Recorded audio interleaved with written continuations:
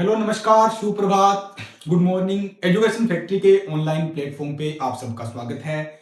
और सभी प्रतियोगी परीक्षाओं को मद्देनजर रखते हुए आज हम डिस्कस करेंगे 27 दिसंबर 2024 की कुछ दैनिक समसामयिक घटनाओं के। तो आप मेरे साथ आखिर तक जुड़े रहना। अगर आप इस चैनल पे नए हो तो चैनल को जरूर सब्सक्राइब करना। आप हमारा व्हाट्सएप और टेलीग्राम ग्रुप ज्वाइन कर सकते हैं, जिसका लिंक आपको वीडियो के डिस्क्रिप्शन में मिलेगा। और सबसे इंपॉर्टेंट बात, अगर आपको पीडीएफ चाहिए तो टेलीग्राम ग्रुप में जाए और ऐप का लिंक भी वीडियो के डिस्क्रिप्शन में दिया है, वहां आपको पीडीएफ भी मिल जाएगी और वीकली और डेली टेस्ट भी आपको मिल जाएंगे जो करंट अफेयर के हमने स्टार्ट किए। तो ये सीरीज आपको सुबह डेली 8 बजे मिलने वाली है। और सभी जो प्रतियोगी परीक्षा है, चाहे आपकी स्टेट लेवल की हो, एसएससी की हो, सेंट्रल लेवल की हो, कोई सी भी हो, उन सब के लिए इंपॉर्टेंट रहने वाली है। तो स्टार्ट करते हैं और श्री गणेश वंदना करते हुए, मां सरस्वती को प्रणाम करते हुए। और आज का हमारा फर्स्ट क्वेश्चन, पहला क्वेश्चन क्या पूछ रहा है? फर्स्ट क्वेश्चन में लिखा है, किस केंद्रीय मंत्रालय ने राष्ट्रीय पर्व वेबसाइट मोबाइल ऐप का शुभारंभ किया है? तो आपसे पहला क्वेश्चन पूछा जा रहा है, किस मंत्रालय ने राष्ट्रीय वेबसाइट या राष्ट्र पर्व वेबसाइट है, जो राष्ट्र पर्व वेबसाइट है, इसका क्या किया है? शुभारंभ किया है। और साथ में एक मोबाइल ऐप भी लॉन्च किया है। तो ये जो मंत्रालय है वो कौन सा मोबाइल मंत्रालय हमारा? वो है हमारा रक्षा मंत्रालय। कौन सा? रक्षा मंत्रालय ने ये काम किया है। ये काम रक्षा मंत्रालय ने क्यों किया है? जैसे कि आपको पता है अभी 26 जनवरी आ रही है, जैसे 15 अगस्त होती है, रिट्रीटिंग सेरेमनी होती है, उनके अंदर अगर जो आम नागरिक है वो लोग इसमें भाग लेना चाहते हैं, अपनी टिकट बुक करना चाहते हैं, उनका लाइव प्रसारण देखना चाहते हैं, तो इसके लिए रक्षा मंत्रालय ने राष्ट्र पर्व वेबसाइट और मोबाइल ऐप का एक लॉन्च किया है। तो इसका राइट आंसर क्या होगा? ऑप्शन ए हमारा राइट आंसर होने वाला है। सबसे इंपॉर्टेंट बात, आपको पता है भारत के अंदर एक सीडीएस का पद सर्जित किया गया है, एक सीडीएस का नया पद बनाया गया है। तो हमारे वर्तमान सीडीएस कौन से हैं अगर आपसे पूछा जाए तो वो कौन है? अनिल चौहान। कौन है? अनिल चौहान हमारे वर्तमान सीडीएस है। ठीक है, जो कि तीनों सेनाओं के प्रमुख होते हैं। तो वर्तमान सीडीएस कौन से हैं? अनिल चौहान है। और इससे पहले जो सीडीएस थे वो एक ये 2 नंबर के हमारे सीडीएस है। तो चलते हैं नेक्स्ट क्वेश्चन पे। नेक्स्ट क्वेश्चन है, 2025 गणतंत्र दिवस की झांकी किस विषय पर बनाई जा रही है? जो 2025 का हमारा गणतंत्र दिवस आ रहा है, 26 जनवरी 2025 आ रहा है, इस पे जैसे कि आपको पता है हर साल झांकी निकाली जाती है। तो इस बार जो झांकी निकाली जा रही है उसका विषय क्या है? तो मैं सबसे पहले बता दूं, इसमें अब की बार कितने राज्यों को सिलेक्ट किया गया? जो राज्य है हमारे इस बार कितने हैं? 15 राज्य इसके अंदर भाग लेने वाले। कितने? 15 राज्य इसके अंदर भाग लेंगे। जो अब की बार का जो विषय है, जो झांकी का थीम है, वो क्या रखा गया है? स्वर्णिम भारत विरासत और विकास। क्या है? स्वर्णिम भारत विरासत और विकास अब की बार इसकी थीम रखी गई है। आपको पता होना चाहिए 2024 का सर्वश्रेष्ठ झांकी का अवार्ड किस राज्य को मिला था? तो 2024 का सर्वश्रेष्ठ झांकी का अवार्ड मिला था, वो उड़ीसा राज्य को मिला था। किसको? उड़ीसा राज्य को मिला था। तो क्योंकि ये क्वेश्चन बहुत बार एग्जाम में आया है और अब की बार आपको याद रखना है इसकी थीम क्या है और जो 2025 में किस राज्य को मिलेगा। तो जैसे ये अपडेट होएगा, करंट अफेयर बनेगी, तो आपको बता दिया जाए, क्योंकि ट्रेंडिंग के क्वेश्चन है, हर एग्जाम में आपको ज्यादातर देखने को मिलते हैं। ठीक है, चलते हैं नेक्स्ट क्वेश्चन की तरफ।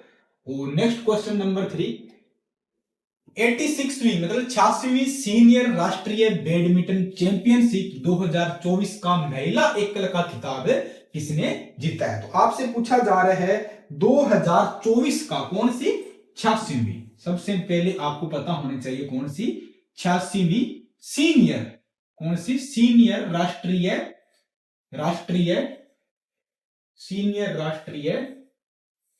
बैडमिंटन चैंपियनशिप हुई है। क्या हुई है? बैडमिंटन चैंपियनशिप का आयोजन किया गया है। किसका? चैंपियनशिप का आयोजन किया गया है। तो इसका खिताब 2024 का महिला एकल वर्ग ने किसने जीता है? तो इसका खिताब जीता है देविका सियाग ने। किसने? देविका सियाग ने। इनका संबंध कहां से है? इनका संबंध है भारत के हरियाणा राज्य से। तो ये तो हो गया बेटा महिला का। अगर आपसे कोई बाई चांस पूछ ले, तो अगर पुरुष का आपसे पूछा जाए है। अगर पुरुष का आपसे पूछा जाए कि पुरुष का खिताब किसने जीता है, तो पुरुष के खिताब की मैं बात करूं तो पुरुष खिताब किसने जीता है, एल एम रघु ने। किसने? एल एम रघु ने जीता है। और इनका संबंध किससे है? कर्नाटक का से। किससे? इनका संबंध है कर्नाटक से। और देविका का संबंध है किससे? हरियाणा से। हरियाणा से। किससे? हरियाणा से। तो ऑप्शन ए क्या हमारा राइट आंसर होने वाला है। ऑप्शन ए क्या है हमारा राइट आंसर होने वाला है। नेक्स्ट क्वेश्चन, टोंगा की राजधानी क्या है? अब टोंगा की राजधानी क्या है, आपसे क्वेश्चन इसलिए पूछा जा रहा है क्योंकि हाल ही में यहां नए प्रधानमंत्री की नियुक्ति की गई है। तो कई बार क्या होता है कि अपने को बहुत सारे देशों की राजधानी या उनके बारे में पता होता है और बहुत बार क्या हमें पता नहीं होता है। तो कुछ ऐसे देश हैं जिनकी हम याद नहीं करते हैं बट एग्जाम में पूछ लिया जाता है। अगर आपसे पूछे कि टोंगा की राजधानी क्या है तो आपको पता होना चाहिए। तो टोंगा की राजधानी क्या है?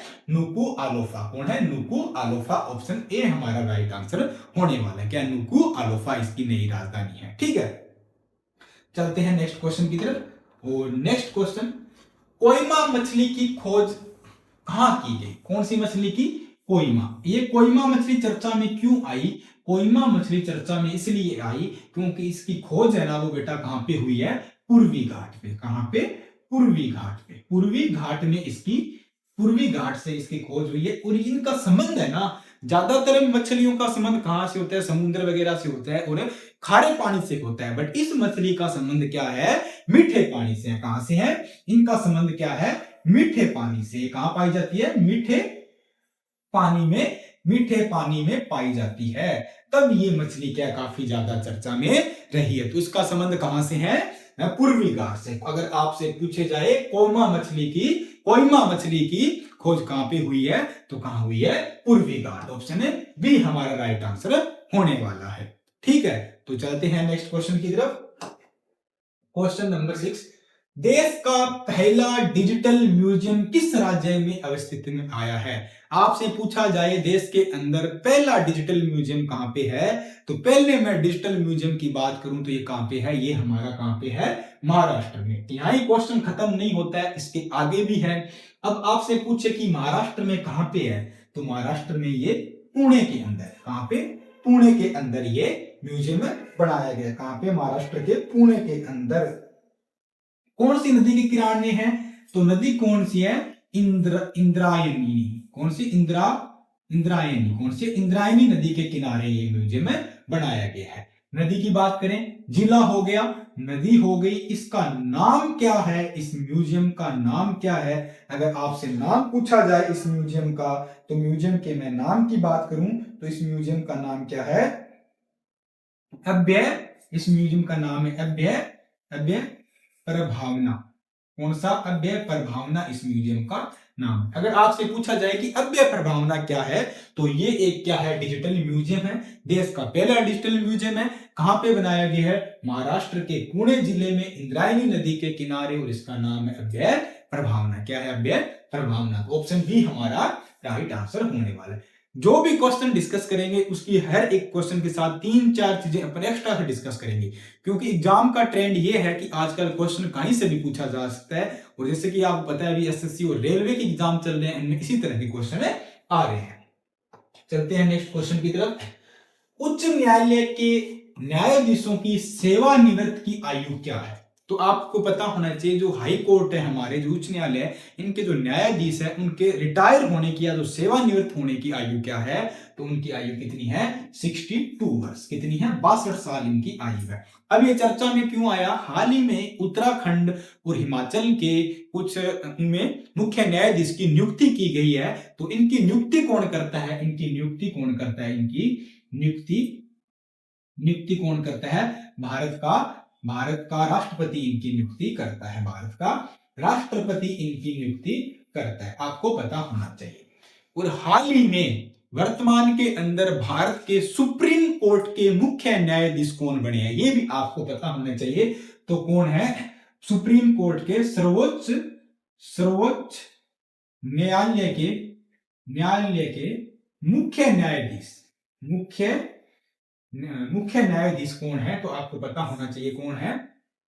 सीजीआई को बोले चीफ जस्टिस ऑफ इंडिया, अगर सीजीआई की मैं बात करूं तो वो कौन है? संजीव खन्ना। कौन है? संजीव खन्ना है। कौन है? संजीव खन्ना। इन्होंने किसका स्थान लिया है? इन्होंने स्थान लिया डी वाई चंद्रचूड़ का स्थान लिया। इसने किनका स्थान लिया? डी वाई चंद्रचूड़ का इन्होंने स्थान लिया। और ये कौन से क्रम के हैं? इनका क्रम कौन सा है? 51वें सीजीआई है। भारत के कौन से? 51वें सीजीआई है।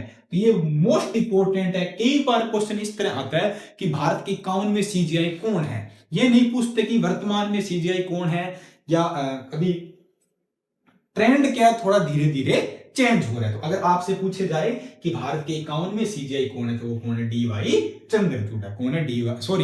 जस्टिस संजीव खन्ना। जस्टिस संजीव खन्ना हमारे 51वें सीजीआई है। डी वाई चंद्रचूड़ 50वें थे, इनकी जगह इन्होंने स्थान लिया। चलते हैं नेक्स्ट क्वेश्चन की तरफ। अंतरराष्ट्रीय महामारी तैयारी दिवस कब मनाया जाता है? आपसे पूछा जा रहा है कि अंतरराष्ट्रीय महामारी तैयारी दिवस कब मनाया जा रहा है। मतलब पेंडेमिक डे जो है उसकी तैयारी करने के लिए, उसकी प्रिपरेशन करने के लिए कोई महामारी आ जाती है विश्व के अंदर, उसके तैयारी के दिवस के रूप में कौन सा दिवस मनाया जाता है और कब मनाया जाता है? तो अंतरराष्ट्रीय महामारी तैयारी दिवस है 27 दिसंबर को मनाया जाता है। कब? 27 दिसंबर को। ऑप्शन डी हमारा राइट आंसर होगा। ये क्यों मनाया जाता है? जैसे कि आपको पता है 2019 के लास्ट में और 2020 के स्टार्टिंग में कोविड-19 आ गया था। ठीक है, कोविड-19 आ गया था। इसको देखते हुए, ठीक है, यूएनओ ने और डब्ल्यूएचओ ने अंतरराष्ट्रीय महामारी तैयारी दिवस 27 दिसंबर को बनाने की घोषणा कर दी थी। कब से कर दी? 2020 से ये स्टार्ट हो गया। शुरू कब से हुआ था?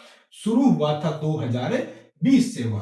किसने किया? यूएनओ ने शुरू किया। यूएनओ ने ही शुरू किया था। ठीक है, अब आपसे पूछे कि डब्ल्यूएचओ का मुख्यालय कहां पे? क्योंकि बीमारी से संबंधित बात होगी। वर्ल्ड हेल्थ ऑर्गेनाइजेशन, विश्व स्वास्थ्य संगठन, डब्ल्यूएचओ का मुख्यालय कहां पे है? तो वो कहां है? जेनेवा, स्विट्जरलैंड में। कहां पे है? जेनेवा, स्विट्जरलैंड में है। डब्ल्यूएचओ की स्थापना कब हुई? तो 7 अप्रैल 1948 में डब्ल्यूएचओ की स्थापना हुई थी। कब स्थापना कब हुई? 7 अप्रैल 1948 में डब्ल्यूएचओ की स्थापना हुई थी। अगर आपसे पूछे, हमने यूएनओ की बात करी, यूनाइटेड नेशन की बात करी, तो यूएनओ का मुख्यालय कहां पे है? न्यूयॉर्क में। कहां पे है? न्यूयॉर्क, जो कि हमारा यूएसए में है। इसकी स्थापना कब हुई थी? इसकी स्थापना बेटा कब हुई थी? 1945 में इसकी स्थापना हुई थी। ये चीजें भी आपको पता होना बहुत जरूरी है। ठीक है, आप कमेंट सेक्शन में ये बताओगे कि डब्ल्यूएचओ के अध्यक्ष कौन है। ये क्वेश्चन आज का आपके लिए रखा जा रहा है कि डब्ल्यूएचओ के अध्यक्ष कौन है। आप कमेंट जरूर करें। ठीक है, चलते हैं नेक्स्ट क्वेश्चन की तरफ। हाल ही में Ken Betwa river link project का शिलान्यास किसने किया है? केन बेतवा लिंक प्रोजेक्ट का शिलान्यास किसने किया है? तो ये शिलान्यास भारत के प्रधानमंत्री नरेंद्र मोदी द्वारा किया गया है। ठीक है, कहां पे हुआ है? कौन सी नदी है? केन बेतवा। कौन? Ken Betwa river front. कहां पे है? Ken Betwa river link project है। रिवर मतलब नदी होता है, लिंक का मतलब होता है जोड़ना। लिंक प्रोजेक्ट का ये शिलान्यास कहां पे हुआ है? तो ये हुआ है एमपी के अंदर। कहां पे? महाराष्ट्र के अंदर, सॉरी मध्य प्रदेश के अंदर हुआ है। कहां पे? एमपी के अंदर इसका शिलान्यास किया गया है। इन नदियों को जोड़ा गया है। कितने करोड़ की ये परियोजना है? करीब 49,000 करोड़ की ये परियोजना है। कितनी? 49,000 करोड़ की ये परियोजना है। ठीक है, इसके अंदर 15 जिले शामिल है। 15 जिलों को एमपी के फायदा मिलने वाला। कितने? 15 जिलों में इनको फायदा मिलने वाला है। ठीक है, दूसरी बात, अगर मैं आपसे एक क्वेश्चन और पूछूं इसके अंदर कि विश्व का सबसे बड़ा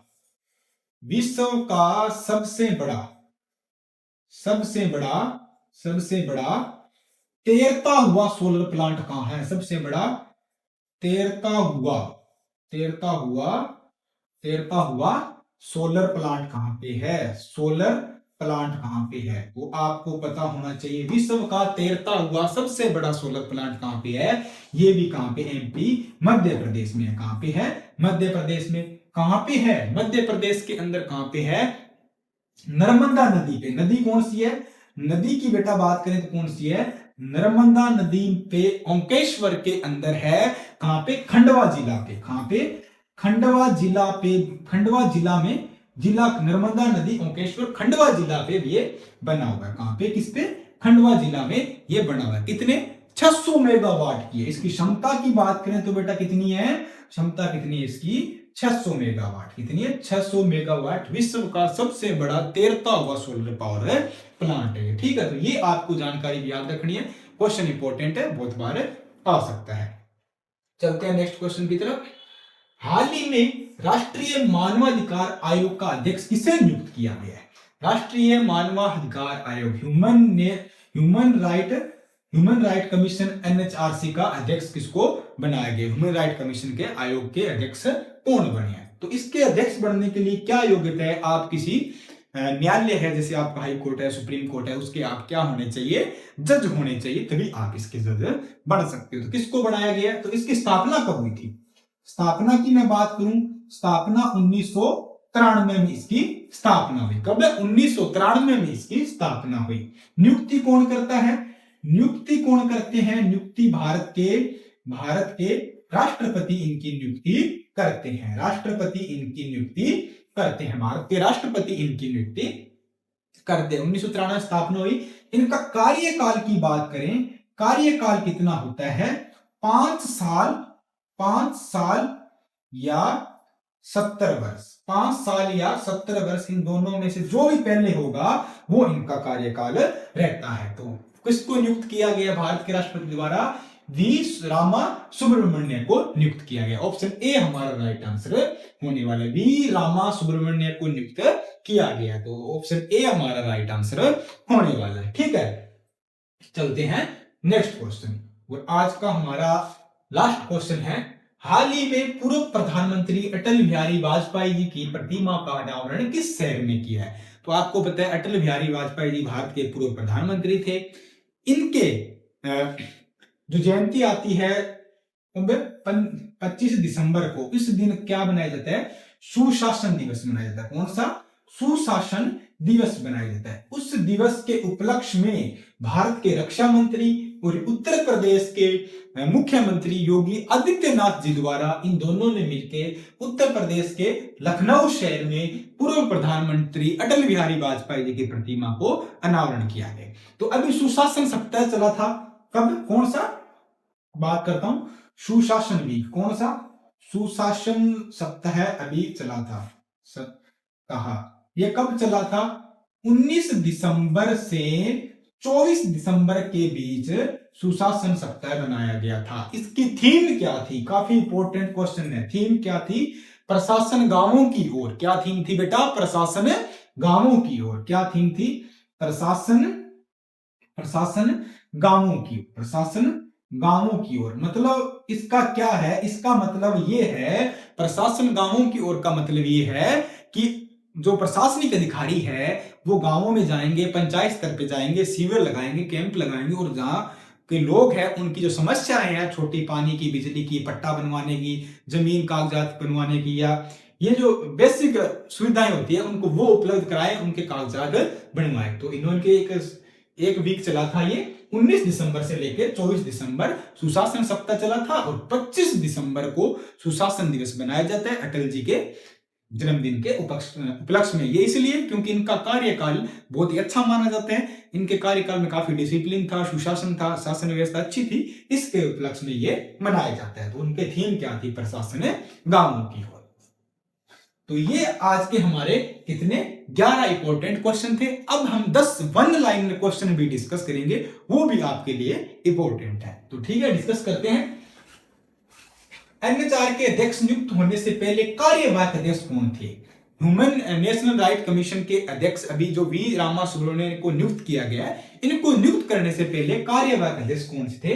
वो कौन से थे? विजया भारती सयानी। कौन थे? विजया भारती सयानी इसके कार्यवाहक अध्यक्ष। दूसरा, भारत का पहला बायो बिटुमिन राष्ट्रीय राजमार्ग किस शहर में बनाया गया? भारत का पहला बायो बिटुमिन राष्ट्रीय राजमार्ग किस शहर में बना? वो नागपुर के अंदर। कहां पे बना है? नागपुर में। पीईएसए की फुल फॉर्म क्या है? Panchayat extension schedule area. कई बार पूछा जाता है पीईएस से क्या है, पंचायत एक्सटेंशन शेड्यूल एरिया, इसकी फुल फॉर्म है। या ऐसे ही पूछा जाता है कि पीईएस